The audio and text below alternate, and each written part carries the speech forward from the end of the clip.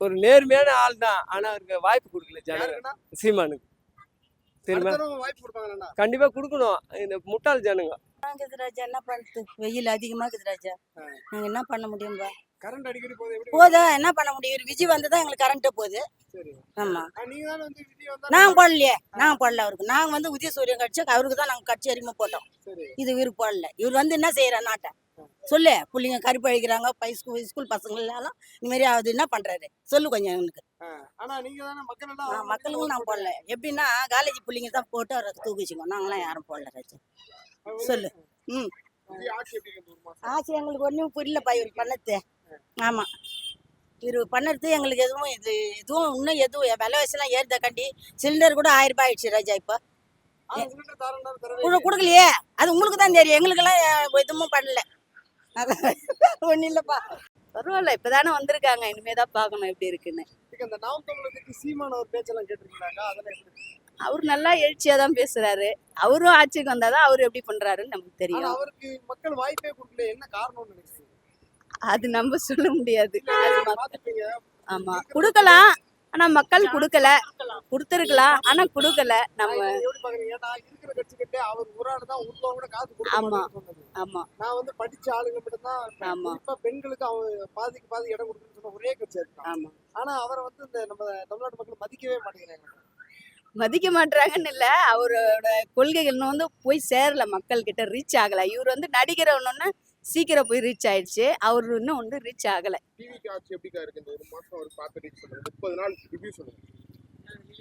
பரவாயில்ல, எங்களுக்கு ஒன்றும் பெருசா தெரியல. ஆட்சி மாற்றம்னு நினைக்கிறாங்க. அது நடந்தா நல்லா தான் இருக்கும். நல்லா இருந்திருக்கும். நாங்களும் சந்தோஷப்பட்டிருப்போம். ஐயோ, ரொம்ப கஷ்டமா இருந்துச்சுப்பா.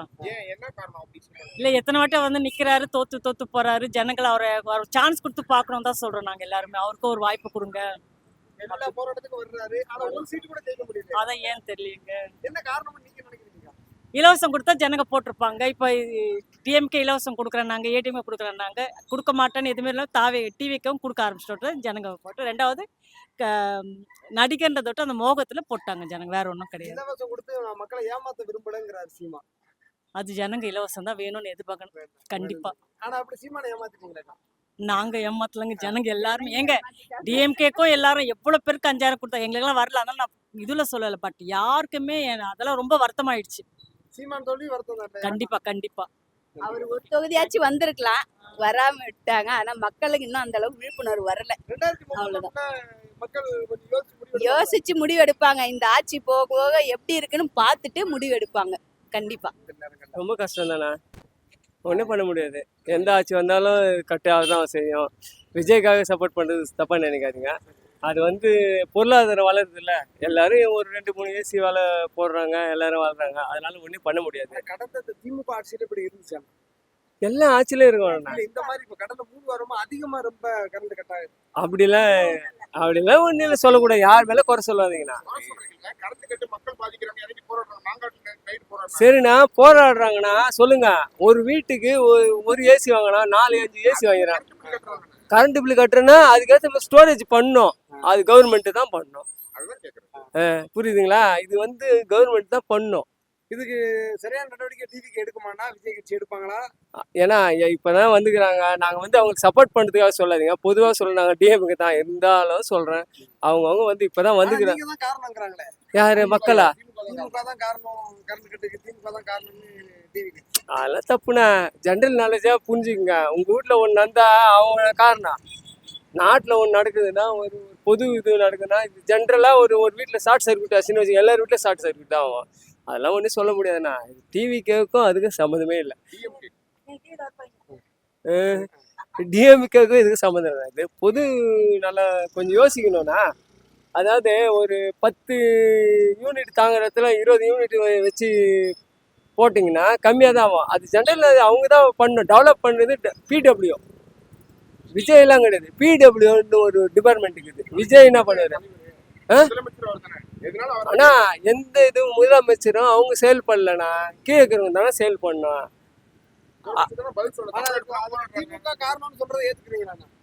அதெல்லாம் இல்லைண்ணா. பொதுவா இப்ப கூட சொல்றேன் பாருங்க. இது எல்லாத்துக்கும் பொதுப்பணித்துறை இவங்க கீழே இருக்கிறவங்க தான் இதெல்லாம் பண்ணோம்னா. ஆனா பயங்கரமா கரண்ட் கட் ஆகுது, எப்படி ஆமா. சமாளிக்கிறீங்க? ஏதோ ஆண்ட முடிஞ்சப்போ சமாளிக்கிறோம். கரண்ட் அப்போ கட் ஆகிடுது. அது காரணம் திமுக தான் சொல்றாங்க. திமுக போடுறது தப்பாச்சு. சரி. ஏன்னா இந்த மக்கள் சரியான ஆட்சி தான் தேர்ந்தெடுத்திருக்காங்கன்னு நினைக்கிறீங்களா? இல்லை தப்பு தப்புதான். ஏன் அப்படி சொல்றீங்க? தான். தப்புதான். சீமான் அவரை பத்தி என்ன நினைக்கிறீங்க? அவர் ஒரு பரவாயில்ல. பரவாயில்ல. ஆனா அவருக்கு மக்கள் வாய்ப்பே கொடுக்கலையா? அவர் பேச்சு சரியா இல்லை. சரி. ஆனா வந்து நல்ல கொள்கைகள்லாம் சொன்னாரு. நல்லா கொண்டு சொல்றாரு, பேச்சு சரியில்லை. சரி. கரண்ட் போடுறதுனால அவதிப்படுறீங்களா? வீட்டுல தூங்க முடியலையா? நைட்டு போச்சு கரண்ட்டு, காலையில் மதியம் போகுது கரண்ட்டு.